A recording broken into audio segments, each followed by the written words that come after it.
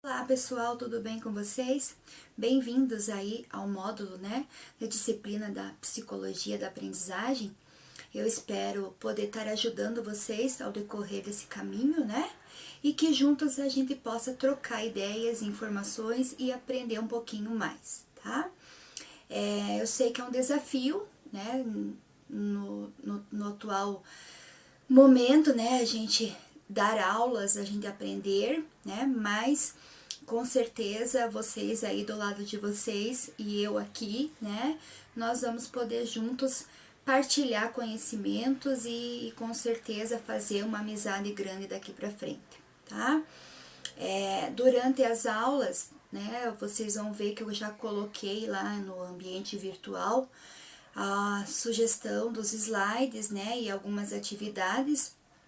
E eu gostaria de pedir para vocês acompanharem, então, os slides, porque em alguns deles eu coloquei algumas sugestões de atividades e seria bem interessante que vocês estivessem anotando a opinião de vocês, o pensamento de vocês a respeito, para que depois a gente possa acompanhar e trocar ideias juntos, tá bom? Eu vou acompanhando aqui os slides no meu computador e eu quero ir conversando com vocês mais ou menos no mesmo ritmo em que eu gravei os slides, tá? E vocês vão poder ver lá no arquivo de vocês que eu iniciei, a nossa aula de hoje com a frase de Paulo Freire, uma das frases que eu acho mais bonito dentro da educação e profundas, A frase é: só desperta a paixão de aprender quem tem paixão por ensinar, E é aí que eu quero começar a desenrolar o nosso fio, da aula de hoje. Será que é só isso mesmo, gente? O que vocês acham, É claro, a educação, a aprendizagem, ela está fundamentada nas relações afetivas, Então, a gente já sabe que só há aprendizagem se houver afeto, Se houver uma mudança de comportamento. E Paulo Freire, ele foi muito sábio nessa fala dele, Porque realmente só desperta essa emoção, só desperta essa vontade de mudar um comportamento, quem tem paixão. E aí essa paixão, a gente pode interpretar ela de diversas formas, É por isso que o segundo slide do nosso material, ele fala sobre a função do pedagogo nos dias de hoje, E eu queria convidar vocês a refletir sobre isso, Se nós somos pedagogos, professores, Se nós estamos aqui para estudar um pouquinho mais sobre a psicologia da aprendizagem, Como que acontece essas relações para que a aprendizagem aconteça de fato e se instale de fato no sujeito, Qual seria o papel do educador, então, nos dias atuais, Qual seria a nossa função enquanto professor? E aí eu trouxe o símbolo da pedagogia. Com certeza muitos de vocês já conhecem o símbolo da pedagogia, Se não conhecem, por favor, busquem, porque é bem interessante, E ao contrário do que todo mundo pensa e fala por aí, Que dizem que as corujas são os símbolos dos professores, dos pedagogos, não, O símbolo da pedagogia é esse que está ali em douradinho, com as duas asas douradas, as serpentes, E elas vêm, de fato, mostrar para nós a sabedoria, Então, a gente tem aí a flor de lis, que representa também a sabedoria, e as serpentes como sendo a luz, Que ilumina, que transcende toda essa questão da sabedoria. Então, que nós mesmo, educadores, sejamos essa luz, para os nossos alunos, que nós sejamos esse elo, esse vínculo gostoso, entre uma coisa nova, e a aprendizagem. Eles chamam de coisa nova isso que eu ainda não sei, que eu ainda não domino, né? Para que eu possa futuramente ter domínio sobre aquele assunto, sobre aquele conhecimento, sobre aquela matéria nova, sobre aquele aprendizado, né, que eu queria tanto e que eu consegui. Então, que realmente a gente possa ser essa luz na vida dos nossos alunos, que a gente possa realmente despertar paixão, né, por aprender, em aprender. E aí, então, pessoal, na aula de hoje, né, no nosso tópico 1, nós vamos aprender um pouquinho mais sobre a psicologia da aprendizagem, né? Nós vamos refletir um pouquinho sobre os conceitos de psicologia, de aprendizagem, e aí nós vamos falar de algumas teorias, né, que norteiam esse processo. Nós vamos iniciar sobre a teoria comportamental, né? E depois a gente vai dar uma passadinha lá na teoria cognitiva social e vamos entender um pouquinho aí a diferença de uma e da outra, tá? Não esqueçam de anotar suas dúvidas para que depois no nosso chat, na nossa conferência, a gente possa ir esclarecendo, tá? Então vamos lá, partindo do conceito de psicologia, né? O que seria a psicologia? Sabemos, entendemos, né, que é uma ciência que estuda aí os processos mentais, os sentimentos, as emoções, né? Claro que, muito superficialmente falando, né, se a gente for investigar, a gente precisa aí de muito tempo para entender de fato o conceito de psicologia, né? Mas para nós hoje, acho que esse seria um bom conceito, tá?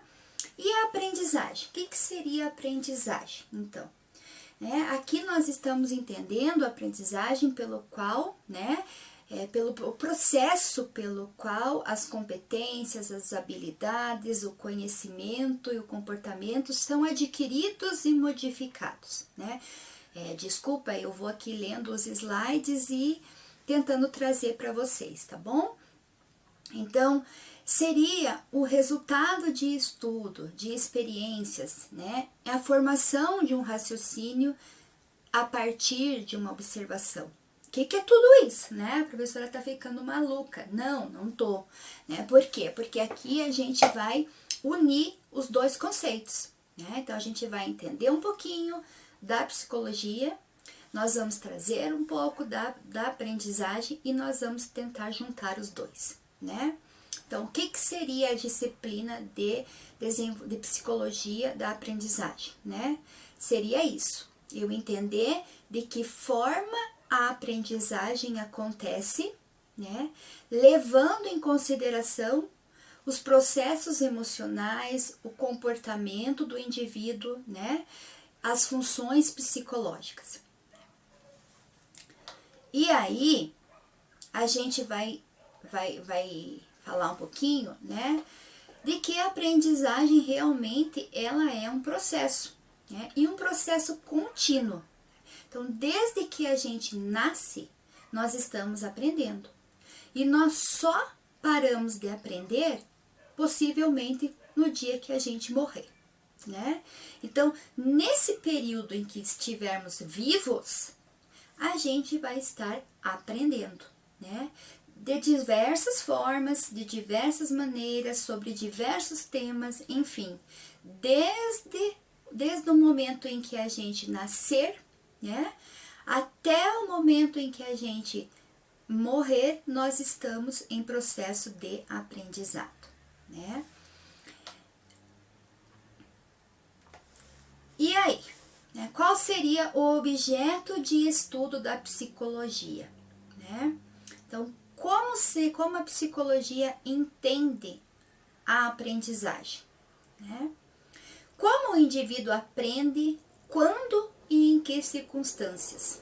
Bom, já vimos aí, né, que a gente, enquanto indivíduo, está sempre aprendendo, está em processo contínuo de aprendizagem. Para Pela psicologia, existem diversos fatores que determinam o aparecimento de novos comportamentos, né?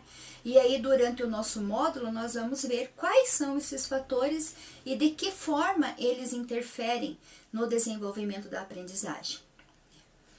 E aí, né? Vamos falar um pouquinho sobre o crescimento, sobre as descobertas, sobre as tentativas, sobre os acertos, os erros e as experiências, né? Que também influenciam e são norteadoras do processo de aprendizagem. E aí, novamente, eu vou falar para vocês o seguinte, né? Que só há aprendizagem se houver a mudança de comportamento, né? Então, se eu não mudei um comportamento, significa que eu não estabeleci uma relação de aprendizagem. Eu não aprendi propriamente dito, né? Então, uma criança que ela tá engatinhando e que ela tá naquela tentativa, né, de sair do processo do engatinhar para o andar, né, para o caminhar sozinha, enquanto ela não mudar esse comportamento, não sair totalmente da fase do engatinhar para o andar, nós podemos dizer que ela ainda não se apropriou, né, do conhecimento de andar. Então ela ainda não aprendeu. E só vai fazer isso quando ela estiver conseguido e dominando o processo de andar. E assim é em toda a nossa vida, né? Principalmente na nossa vida escolar, que é onde a gente enfatiza a questão da aprendizagem com mais propriedade, com mais ênfase, né, que a gente fica realmente preocupado enquanto pai, enquanto professor, né, de que forma com que a minha criança, que o meu aluno, que o meu filho está se apropriando dessa aprendizagem, né. E aí o conceito seria o mesmo. A minha criança, o meu filho, o meu aluno, ele só vai, eu só vou poder dizer que ele aprendeu quando ele realmente me mostrou um comportamento novo, uma atitude nova diante daquele conceito que eu apresentei. Né? Isso vale em todos os ciclos da nossa caminhada escolar, né?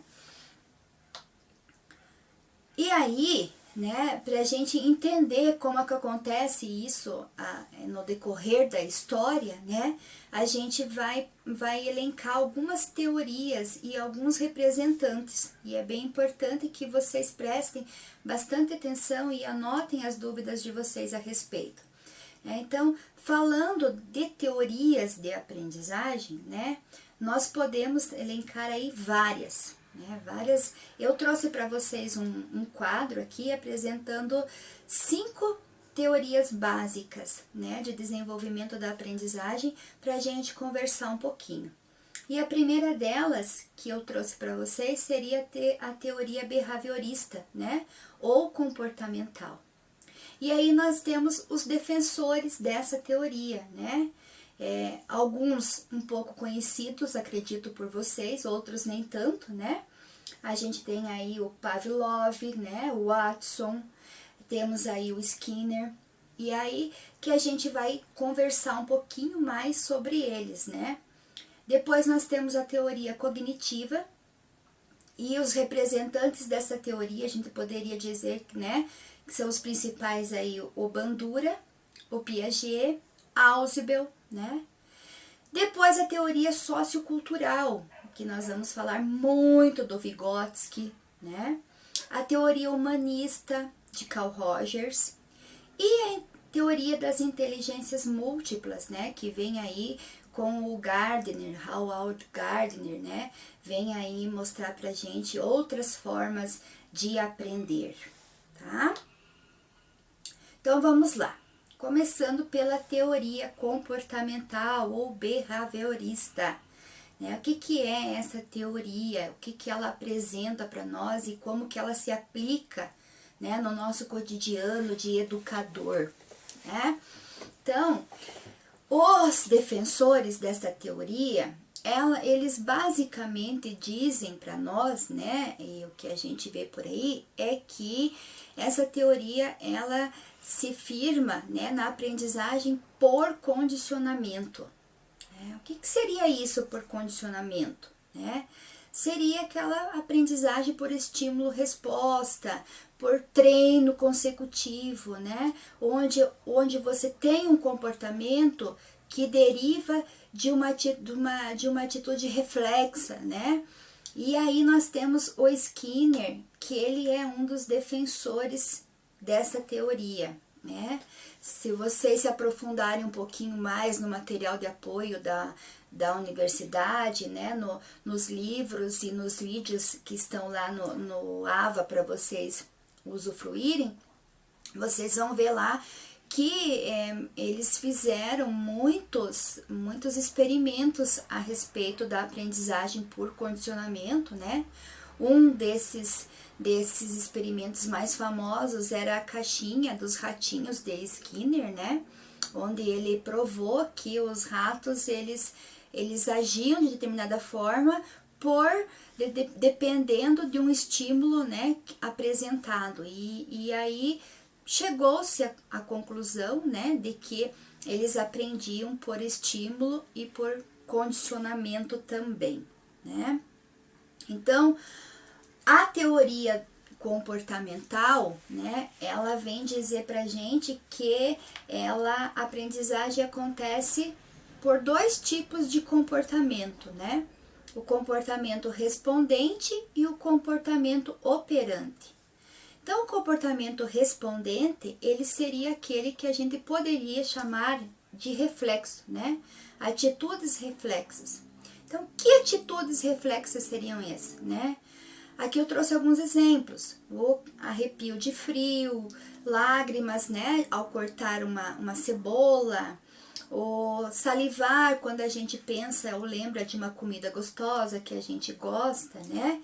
Esses comportamentos, eles não são condicionados, né? Eles acontecem de forma involuntária, né? Então, a gente chama de reflexo, tá? E o comportamento operante, né, já é uma ação do meu organismo sobre o meio, né?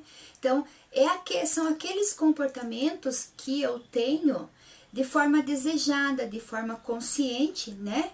E como, por exemplo, tocar um instrumento, como me matricular numa academia, como aprender algo novo, né? Então, esses comportamentos que eu tenho de forma consciente e desejada e que despertam em mim comportamentos novos, né? Eu posso chamar de comportamento operante, tá? E aí, a gente vai ver que esse comportamento operante, ele também parte do pressuposto, né? Do estímulo, da resposta e da recompensa, né? Então, aí, esse tripé, né? Estímulo, resposta e competência, eles geram para nós o que nós poderíamos chamar de reforço, né? E dentro da psicologia, da aprendizagem, né? A gente vai ver que existe dois tipos de reforço, né? O reforço positivo e o reforço negativo. Mas o que é esse reforço, né? Então, nós chamamos de reforço qualquer estímulo que possibilite o aumento da probabilidade de uma determinada resposta. Opa, né? Vamos pensar um pouquinho mais aí, né? Então, o reforço não seria o reforço escolar, né? Como a gente está acostumado a ouvir por aí, mas sim uma probabilidade de eu ter um comportamento, né, a partir de um determinado estímulo, né? Então, esse reforço seria uma resposta que viria desse estímulo, né? E aí eu tenho o reforço positivo e o reforço negativo. O que seria o reforço positivo, então? Vamos pensar um pouquinho, né? Então, a gente poderia chamar de reforço positivo todo aquele estímulo, né, que promove um comportamento desejado. Então, aí eu vou usar muito a palavra recompensa, né? Olha, e aí é que a gente usa muito lá na escola, né, nos anos iniciais principalmente, né? Quem não lembra aí das estrelinhas, né? Ah, o aluno se comportou bem, ganha estrelinha da professora, né? Ganha uma medalha de honra ao mérito, né? Então, a medalha de honra ao mérito, ela veio em decorrência de uma recompensa, de algo bom que ele fez, né? A partir de um estímulo. Então, esse seria um reforço positivo, né? E o reforço positivo, ele sempre busca isso, o ganho, a notoriedade, né? Algo de prazer pessoal. Então, esse seria o reforço positivo. E o negativo, né? O reforço negativo, ele visa, então, extinguir, reduzir, né, ou até eliminar determinados comportamentos, determinadas respostas, né? Opa, e como que eu vou fazer isso? O que seria isso, né? Seria todas aquelas formas que a gente tem de onde a gente tem como premissa, ao invés da recompensa, a punição, né? Então, a cadeirinha do pensamento, perder estrelinhas, deixar de ganhar algo que foi prometido, seriam então uma forma de reforço negativo, onde eu deixo de ter um comportamento desejado, né? Eu não fiz aquilo que eu gostaria que tivesse feito, então eu não vou ter aquela recompensa e sim uma punição, né? Como que funciona então isso, né? Reforço positivo, reforço negativo no nosso dia a dia, né? Eu trouxe ali nos slides uma tabelinha que depois eu quero que vocês revejam com calma, né? O que seria o reforço positivo, o que seria negativo, a relação desse reforço, né, com o dia a dia, com o comportamento, no caso do indivíduo, né? E aí uma coisinha que eu queria refletir com vocês seria de como a gente utilizar disso em sala de aula a nosso favor, né? Devo elogiar? Sim, mas como e quando, né? Devo punir? Como, quando e por quê, né? Então são situações aí que a gente poderia refletir por bastante tempo, que com certeza iria dar uma aula só sobre isso, né? E que eu quero que vocês pensem em casa, reflitam e registrem, deixem anotadinho aí no caderno de anotações de vocês os seus pensamentos com relação a isso, tá? Então, só resumindo a questão da teoria behaviorista, né, ou comportamental, aí pontos bem importantes para vocês não esquecerem, né? Dentro dessa teoria, a gente tem o principal representante, que era o Skinner, né? Que ele fez as experiências com os ratinhos, né? E que vem falar para nós que a aprendizagem acontece por condicionamento, né? Por treinos de estímulo, resposta e recompensa, né? Ainda lembrando dessa teoria, nós vamos ter aí a questão do condicionamento operante, né? E que a gente vai ver então o reforço positivo e o reforço negativo, né? Agora a gente vai falar um pouquinho então a respeito da segunda teoria, que seria a teoria cognitiva social, né? O que seria essa teoria cognitiva social? Seria uma teoria um pouco diferente da primeira, né? Onde a primeira acontecia por treino, por repetição, por condicionamento.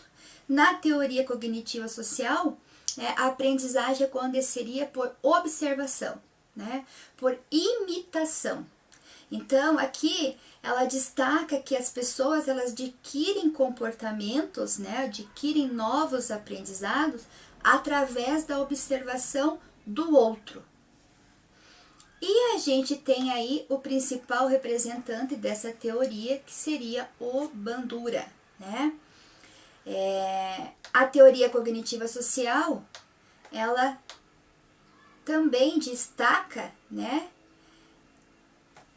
que a aquisição, a manutenção e a mudança de comportamento é resultado da interação de influências pessoais, comportamentais e ambientais, né? Segundo esta visão, as pessoas são auto-organizadas, proativas, autorreguladas e autorreflexivas, apenas produtos dessas condições. Então, na teoria cognitiva social, muitos dos nossos comportamentos eles foram adquiridos ao longo do processo de socialização através da observação e da imitação dos outros. Né?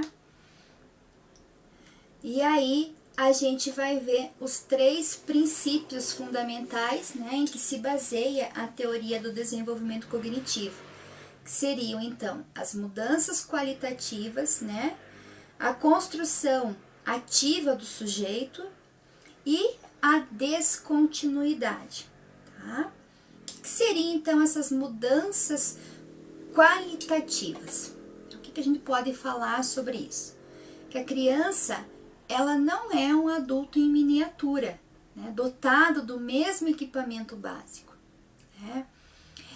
Para Piaget, há uma diferença qualitativa entre o adulto e a criança, quanto ao modo de funcionamento intelectual. Piaget também, ele é cognitivista, né? Só que o que o Piaget diz? Que a criança, ela passa por estágios de desenvolvimento que daqui a pouco a gente vai descrever um pouco melhor, né? Mas pro Piaget, então, a criança não tem o mesmo nível de cognição de um adulto. Ela não é um adulto em miniatura que, né? Eu tenho ali uma criança que muitos pensavam que poderia, né, ter todas as condições de aprendizado do adulto. Não é assim. Pro Piaget, também cognitivista, né? A criança aprende sim, observando, imitando, mas ela passa por estágios, né, de desenvolvimento de aprendizagem. E esses estágios, eles acontecem de acordo com a idade, né, da criança. Aí a gente vai ver um segundo princípio, né, que seria o princípio da construção ativa do sujeito.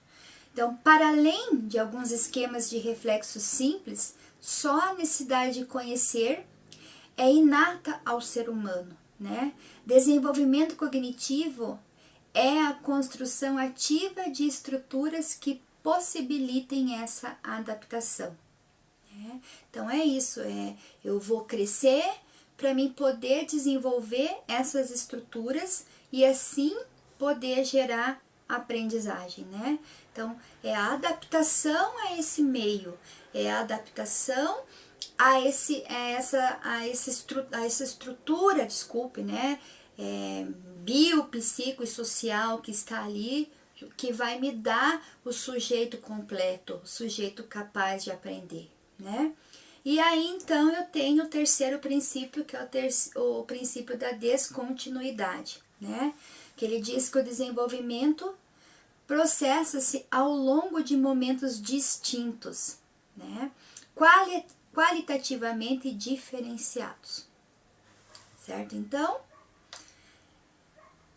e aí, então, trazendo a teoria cognitiva um pouquinho mais para dentro da visão do Piaget, né? Quem seria Piaget? Né? O Piaget, então, também, né, destaca-se entre um dos pesquisadores, um dos sociólogos aí que pesquisaram a questão da aprendizagem, né? E ele também desenvolveu a sua teoria cognitiva, né? Uma teoria que investiga o pensamento infantil, né? Que busca responder à questão de como a criança experimenta o mundo, né? E de que modo ela adquire novos conhecimentos, né? Como que ela faz, como que ela se comporta diante desse mundo novo, né? Piaget, ele descobriu, por exemplo, que as crianças acreditam que o Sol e a Lua seguem-nas, né? E de que tudo o que se move está vivo. Né?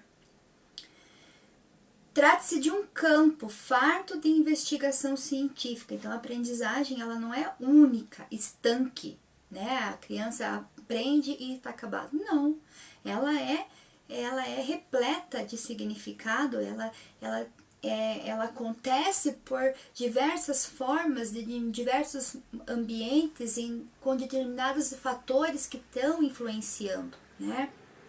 Piaget acredita que a inteligência ela se desenvolve em estágios relacionados com a idade.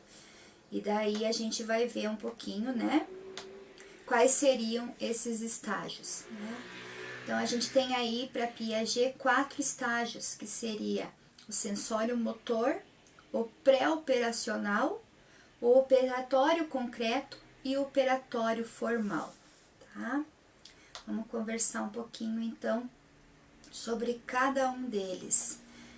Mais uma vez eu reforço a importância de vocês buscarem novas leituras, buscarem outras informações a respeito, porque para nós educadores, né, ao meu ver, esse entendimento desses períodos, né, da teoria de Piaget, eles são fundamentais, né, principalmente para os professores da educação infantil, dos anos iniciais do fundamental, entender o processo de desenvolvimento da criança, segundo Piaget, ajuda muito, né, para o professor tomar algumas atitudes, rever algumas questões metodológicas, né, e embasar a metodologia dele também, né, e não só a metodologia, mas também a avaliação, todos os procedimentos de sala de aula, né? O professor tem que conhecer um pouco do desenvolvimento infantil para poder estabelecer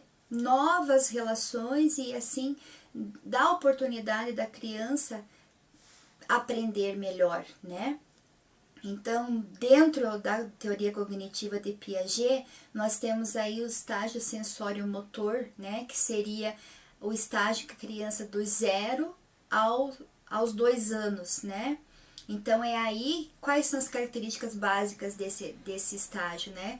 Seria a evolução dos processos de percepção e de motricidade. Tá? Então, do 0 aos 2 anos, a criança vai desenvolver, né, toda a parte perceptiva, né, do mundo. Né? Então, se você for estudar também um pouquinho de neuropsicologia, a gente vai ver também que as conexões cerebrais, né, elas acontecem de modo que elas vão amadurecendo ao longo do desenvolvimento da criança. E isso vai muito assim, junto, né, caminha muito junto com essa questão dos estágios de Piaget.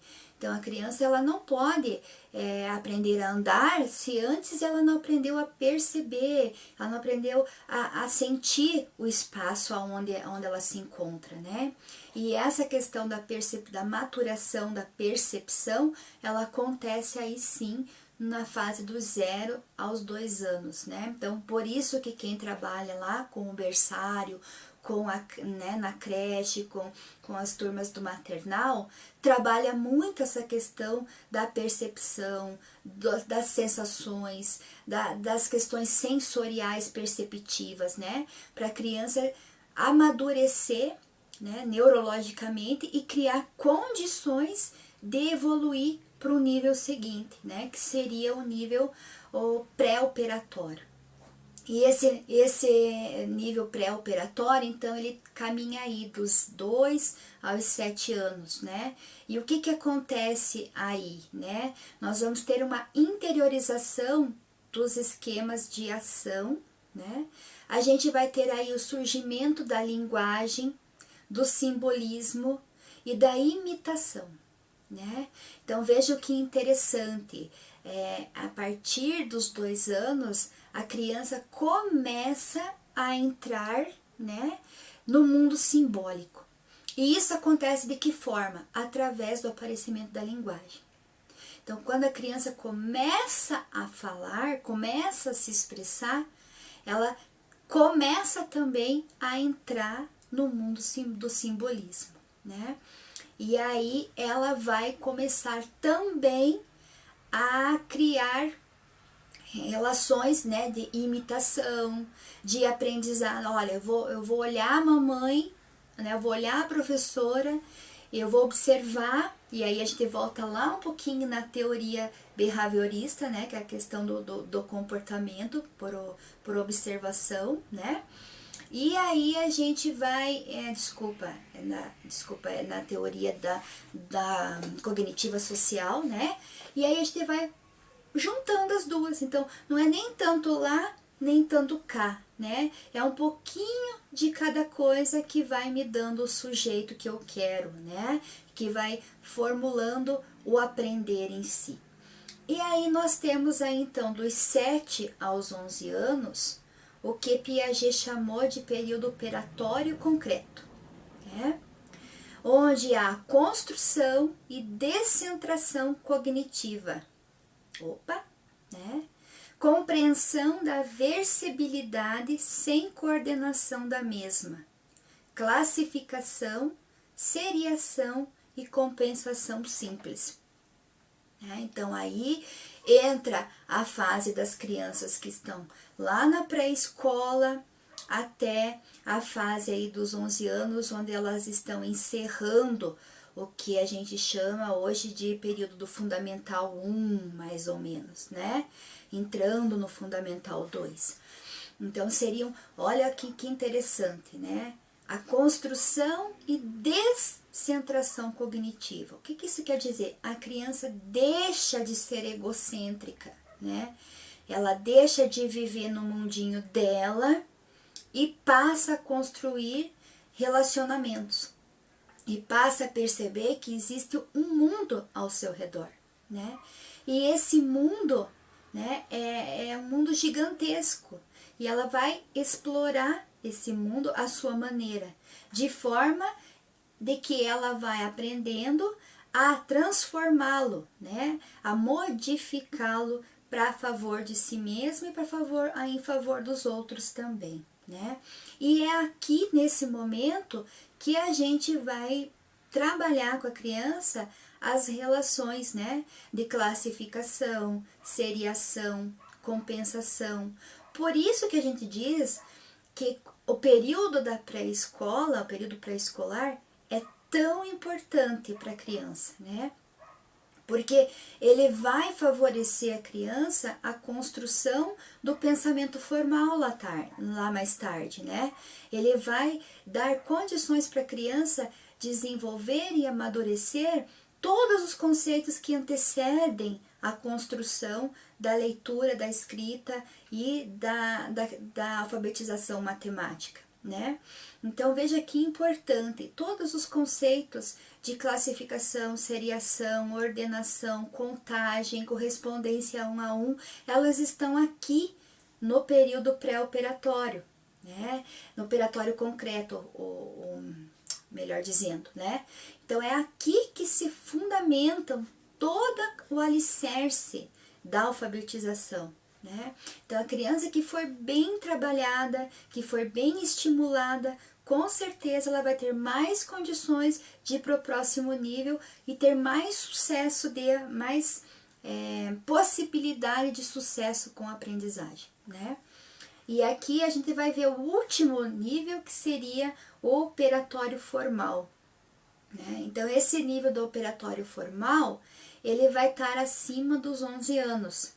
E é onde a gente vai ver o desenvolvimento das operações lógico-matemáticas, né, e infralógicas, da compensação, da razão, né, da probabilidade, da indução de leis, né, da questão da abstração.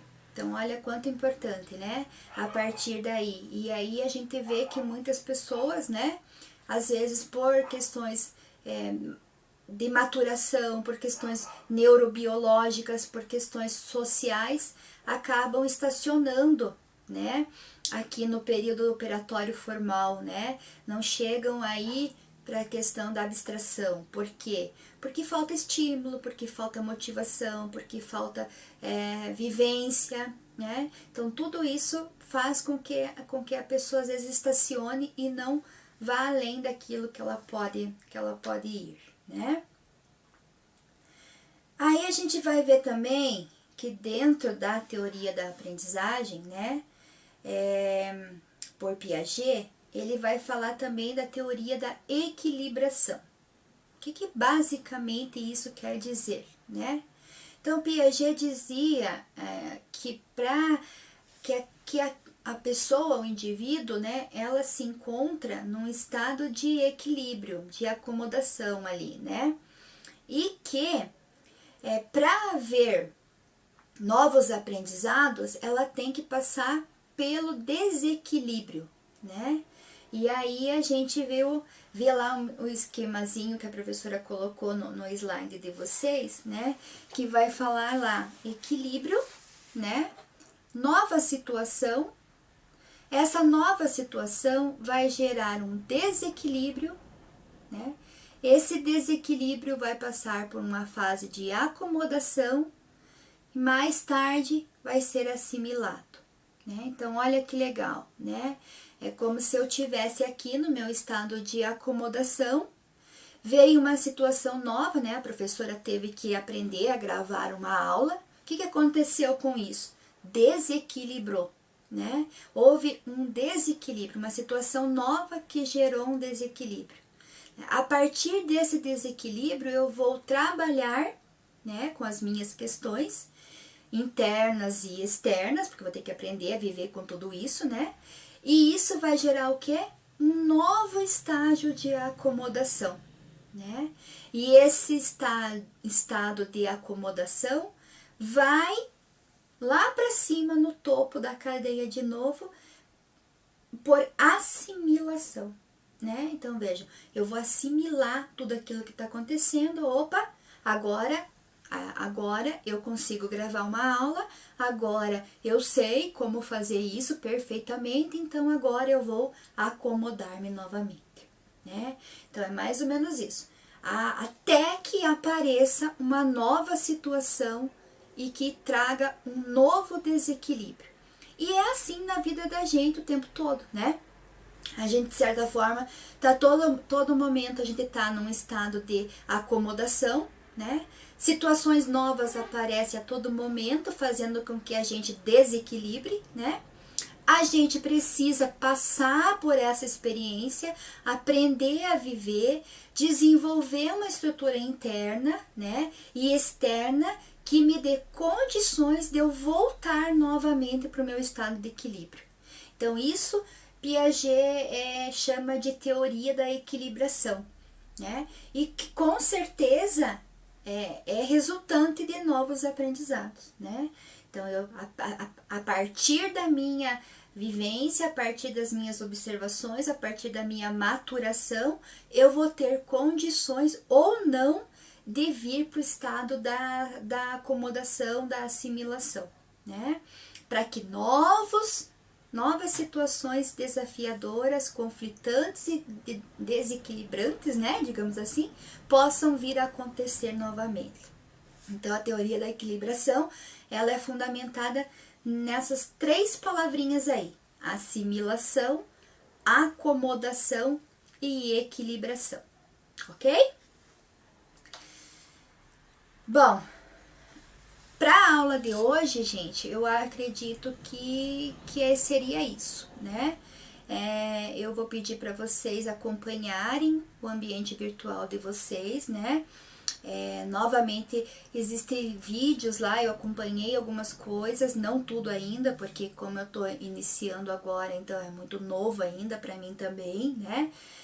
Alguns vídeos, algumas sugestões de livros na biblioteca lá da Pearson para vocês, que são excelentes, que tem tudo esmiuçadinho ali, bem certinho para vocês acompanharem e aprenderem mais aí sobre essa questão da aprendizagem das teorias comportamental e cognitiva social, tá? Eu deixei também no finalzinho dos slides o meu contato e o meu e-mail, caso vocês precisem, por favor, não deixe de entrar em contato. Eu gostaria até de pedir para vocês, né, mais tarde, para a gente criar um grupo aí para poder se organizar com as questões das conferências, para as questões de tirar as dúvidas de vocês, né? Orientação com relação aos trabalhos, às atividades avaliativas. Então, por favor, não deixem de anotar o meu contato, tá? E deixei também algumas referências bibliográficas, né? Tem alguns livros ali relacionados a neuropsicologia da aprendizagem, né, e introdução à psicologia também, que eu acho bem importante vocês, se não lerem tudo, eu sei que não dá tempo, né, eu sei como é corrido, mas pelo menos dá uma olhadinha ali nas partes relacionadas ao conteúdo da aula de hoje, tá ok? Então, eu acho que seria isso, né, fazendo um resgate aí da aula, né, então na aula de hoje nós trabalhamos as teorias da aprendizagem, né, iniciamos lá pelo conceito de psicologia, pelo conceito de aprendizagem, né, vimos um pouquinho do que seria essa junção das duas, né, e de que forma elas podem interferir, né, no cotidiano do dia a dia do professor, do pedagogo, né. Depois nós falamos um pouquinho sobre as teorias comportamental ou behaviorista, né. A gente viu que são teorias que falam sobre a aprendizagem por condicionamento, por treino, né. A gente viu a questão do estímulo, da resposta e da recompensa. Nós vimos aí o Skinner, né, como principal defensor dessa teoria, né. Vimos um pouquinho sobre as experiências que ele realizou, né? Depois nós falamos também um pouco sobre o reforço positivo, reforço negativo, né? E você no dia a dia do professor, do pedagogo, né? E depois, seguindo, nós conversamos um pouquinho sobre a teoria comportamental cognitiva social, né? E ela que veio aí com o Bandura, né, falando então da aprendizagem, né, por observação, por imitação, certo? E aí a gente também falou das questões, né, dos estágios de desenvolvimento do Piaget, né? Eu coloquei ali um quadro bem resumido mesmo, dos estágios de desenvolvimento, né? Se vocês procurarem um pouquinho, vocês vão ver que existem bem mais coisas, bem mais aprofundadas, né? Mas tá ali, tá só pra gente ter uma noção nesse primeiro momento, né? Falamos também da teoria da equilibração, também de Piaget, né? E encerramos com as dicas de referências bibliográficas ali que eu deixei para vocês, alguns livros, alguns autores bem bacanas que podem auxiliar vocês, tá? Pessoal, eu quero agradecer muito a vocês por essa oportunidade, né? Pedir desculpas também, porque eu sei que primeira aula é sempre um desafio, né? Eu tô ali naquela fase da desequilibração ainda, tentando assimilar tudo isso, né? Mas espero que eu tenha conseguido passar um pouquinho do meu conhecimento para vocês, né? Eu não falei um pouquinho sobre mim, então eu sou professora há 24 anos, né, no município.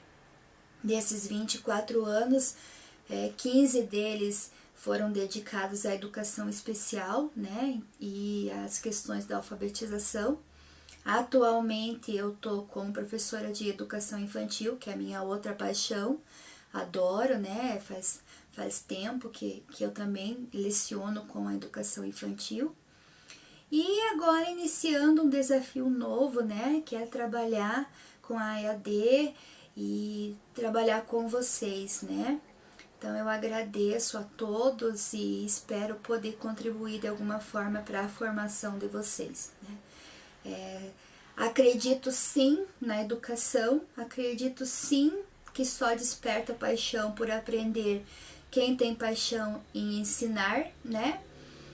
E acredito também que nós educadores temos uma função muito importante, né, dentro da nossa sociedade, que é a de formar, né, que é a de educar para a vida, não só para tirar nota na escola, para passar de ano, né? Como a gente sempre ouviu dizer por aí, foi educado, né? Mas nós temos sim uma importância, uma responsabilidade em formar essa pessoa, em formar esse indivíduo, né? Formar ele para a vida, para ele ser feliz, para ele ser completo, né? E eu acho que a educação pode sim, tem instrumentos e ferramentas para isso, né? E a gente tá aí numa crescente, tá aí descobrindo novas oportunidades, novos caminhos, né, que nos levem a isso.